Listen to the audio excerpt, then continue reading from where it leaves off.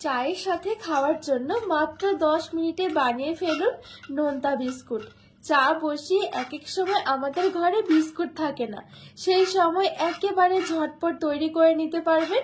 খেতে ভীষণ ভালো লাগে, একেবারে অল্প সময়ের মধ্যে হয়ে যাবে, কোনো রকম ঝামেলায় মনে হবে না এই নোনতা বিস্কুট তৈরি করতে, আর একেবারেই সহজ তৈরি করা।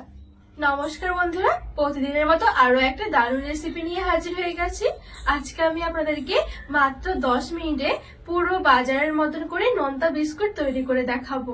আমরা কিন্তু নোনতা বিস্কুট অনেকে খুবই পছন্দ করি, তবে এখন আর নোনতা বিস্কুট কিনে খেতে হবে না, ঝটপট খুবই কম খরচের মধ্যে কিন্তু বাড়িতে তৈরি করে নিতে পারেন, খুবই সহজভাবে, একদমই ঝামেলা মনে হবে না, আর সময়ও কিন্তু একদমই কম লাগবে। তো বন্ধুরা চলুন আমি খুবই সহজভাবে এই নোনতা বিস্কুট আপনাদেরকে বানিয়ে দেখাবো, আশা করছি আপনাদের অনেক ভালো লাগবে। তো সবার প্রথমে এখানে একটা বাটির মধ্যে হাফ কাপ হালকা কুসুম গরম জল নিয়েছি। হালকা কুসুম গরম জলের মধ্যে আমি এখানে 1 চামচের 3 ভাগের 1 ভাগ নিয়েছি ইস্ট। এবারে ইস্টটা জলের মধ্যে দিয়ে দেব।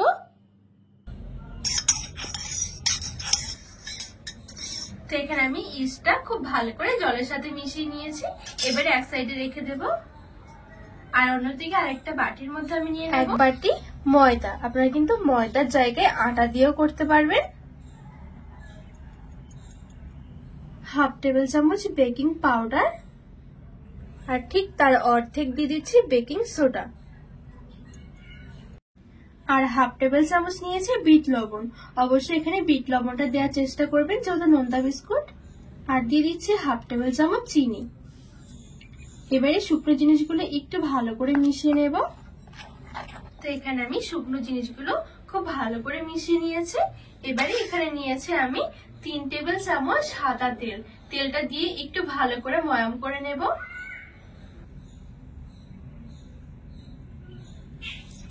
একটু ভালো করে ঘষে ঘষে ময়ামটা করে নিতে হবে।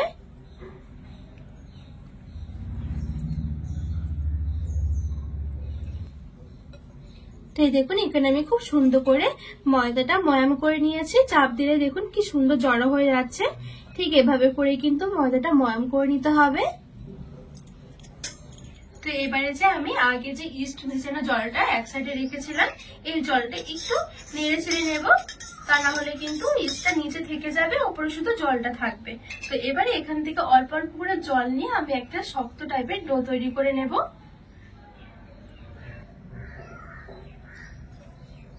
একবারে খুব বেশি জল দেওয়া যাবে না, অল্প অল্প করে জলটা দিতে হবে। এখানে কিন্তু সবটুকু জল নাও লাগতে পারে। আর এখানে কিন্তু ডোটা খুব বেশি একেবারে নরম করে ফেলা যাবে না, একটু শক্ত রাখতে হবে। তো এখানে আমি অল্প অল্প করে জল দিয়ে খুব সুন্দর করে দেখুন ডোটা মেখে নিয়েছি। খুব বেশি কিন্তু নরম করিনি, আবার কিন্তু খুব বেশি শক্ত নয়। এটা একটু রেস্টে রাখলে কিন্তু আরেকটু নরম হয়ে যাবে। আর এখানে কিন্তু আমার সবটুকু ইস্ট ভেজানো জল লাগেনি, এই দেখুন এইটুকু বেঁচে আছে।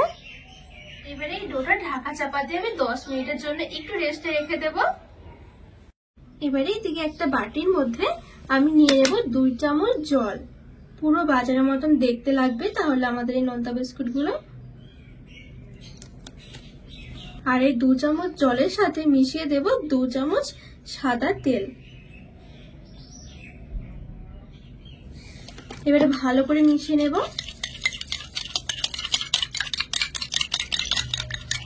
এই দেখুন জল আর তেলটা ফেটিয়ে মেশানোর পরে পুরো একদম সাদা ক্রিমের মতন হয়ে গেছে।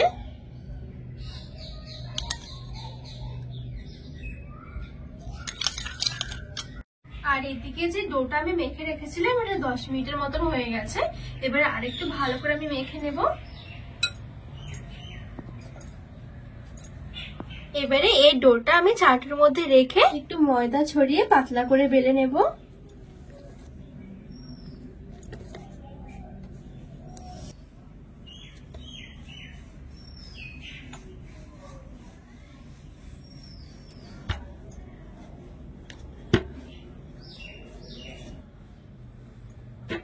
তো নোনতা বিস্কুট যেহেতু একটু পাতলা পাতলাই হয়, তো সেই জন্য আমি এখানে কিন্তু রুটিটা একটু পাতলা করে বেলে নেব।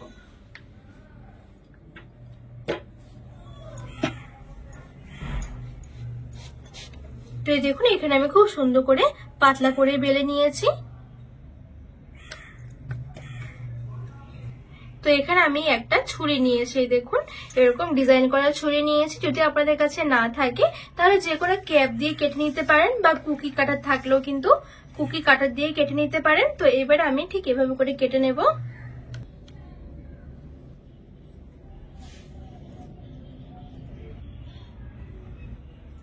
এখানে দেখুন আমি ঠিক এরকম লম্বা করে কেটে নিয়েছি। এবার সাইড থেকে এরকম চৌকো চৌকো করে কেটে নেব।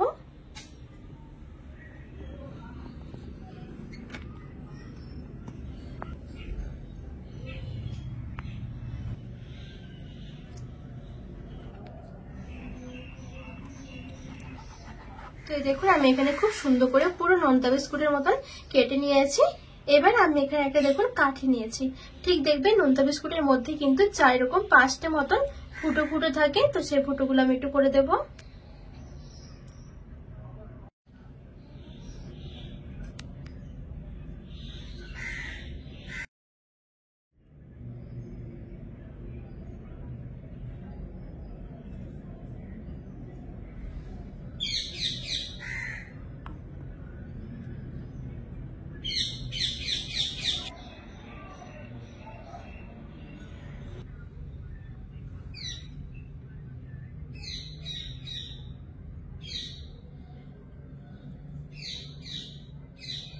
আর এখানে আমার সব বিস্কুট গুলো দেখুন খুব সুন্দরভাবে কিন্তু রেডি হয়ে গেছে, দেখতেও কতটা সুন্দর লাগছে।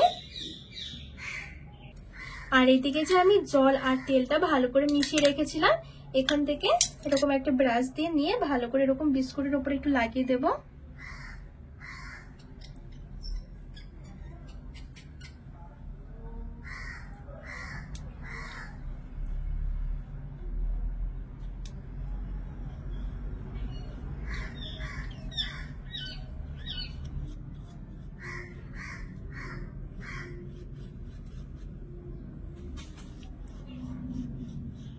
এবারে হাতে কিছুটা আমি বিট লবণ নিয়েছি, বিট লবণটা ঠিক উপর থেকে এভাবে ছিটিয়ে দেব।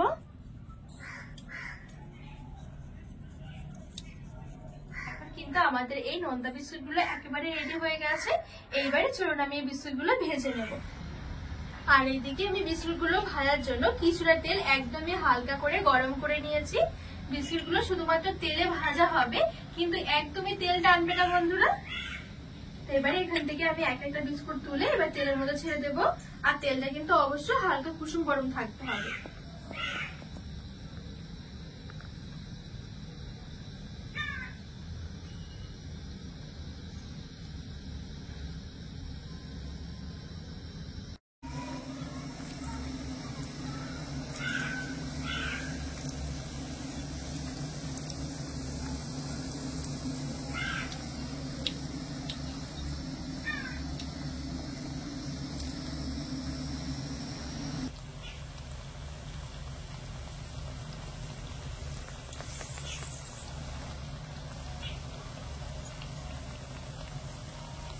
আর এখানে কিন্তু অবশ্যই গ্যাসের আঁচটা মিডিয়াম থেকে লো আঁচের মাঝামাঝি রেখে বিস্কুটগুলো ভাজতে হবে। আর বন্ধুরা এই বিস্কুট ভাজতে কিন্তু একদমই সময় লাগবে না, খুবই অল্প সময়ের মধ্যে কিন্তু ভাজা হয়ে যাবে।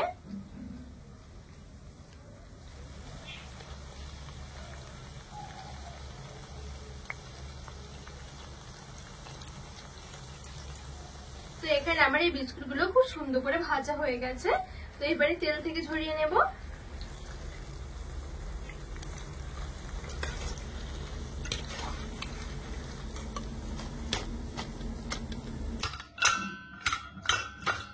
এখানে সবগুলো বিস্কুটই আমার খুব সুন্দর করে ভাজা হয়ে গেছে।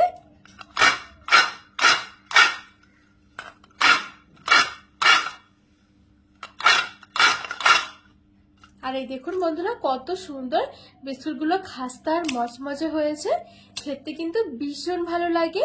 এই বিস্কুট বানিয়ে কিন্তু আপনারা একটা এয়ারটাইট কন্টেনারে ভরে অনেকদিন পর্যন্ত রেখেও খেতে পারবেন।